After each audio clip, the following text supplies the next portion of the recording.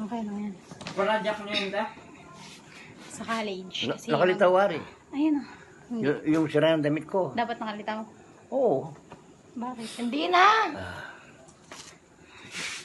Lang, para makalikita tayo lahat. Ah. Alam niyo ba yung TSU? Kasi magka-college na ako, mag-a-apply ako doon. Oo, ngayon. Para may scholarship. Wait lang. Huwag tinihingal ka. Saan ka galing? Hello po, ako po si Eliza Janine Delara at nag-a-apply po ako sa scholarship ngayon sa Tarlac State University at sana po isa po ako sa mapili niyong mabigyan ng scholarship dahil deserve ko po to.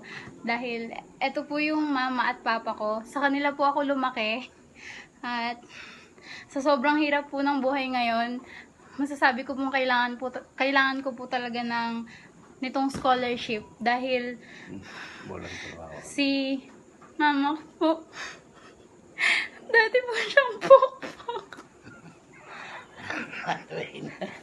Huwag kayong tatawa. Huwag kayong tatawa. Kakat ko na ngayon. Dapat nakakaawa nga tayong tingnan. Ulitin ko nga. Isa po siyang prostitute dati. Ay, Ito yun. Ay, hindi. Ay, Kabola nga nini. hindi kasi. TSU yun. Magpapagawa rin yung TSU ng kabolangan. Ngayon ah. Hindi siya.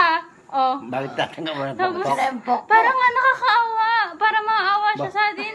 Tapos, kunwari, wala kayong trabaho, ganun. Basta ganun, para maawa. Bibigyan Alaga lang, wag ng pokpok. Anong sasabihin ko? Oh. Pik-pik. Ay, hindi na lang. Ay, hindi na lang po. Oh, si mami mo, tawa ng tawa. Niloloko mo kami. Hindi nga. Hindi nga. Kabayat, paano makukuha? Sayang yun. Ngayon ko na yun ibabasa. Walang ganon. Hindi, hindi na. Walang nagpapa-interview yung pokpok. Hindi na nga ganun. Baka yung yung sasabihin ko. mapukpok. Hindi na nga ganun. Pwede ako. Ay, hindi na. Hindi na. Eta mayari. Eta mo pokpok, may one time tanong. Wakin. Ay, hindi na. Hindi na. O, sige na. Deserve ko po to. Ay, kasi kayo tatawa. Kasi lang hindi tao sa pokpok. Hindi lang ang pokpok sa Ay, mama. hindi na nga. Ay, hindi na. Ayun po. Hindi lang ang pokpok. Ay, hindi na. O, sige na ka, Miley. Ako, Miley. Huwag kang tatawa. Kukurutin kita. Oh, iyak na lang ako na. Si mama ko po, wala po siyang trabaho. May sakit po ang tuhod. Ayun po. Si papa ko naman po, dati po siyang drug addict. Kaya po, nagkaroon po siya ng kapansanan na hindi na po siya nakakapagsalita.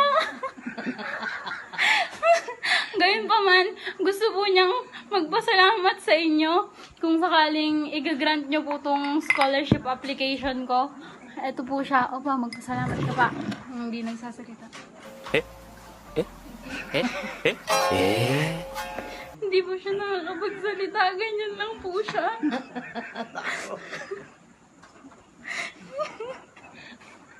Ba, magpasalamat ka.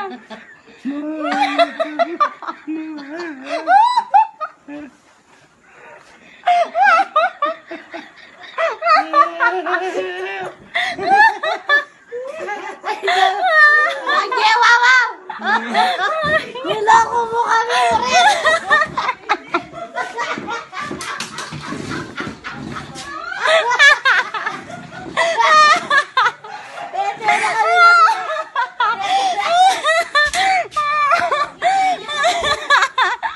Aray ko. O sige, nakita mo si Papa. Sabi mo kasi hindi nakapagsalita. Hindi mo Nakita mo, me?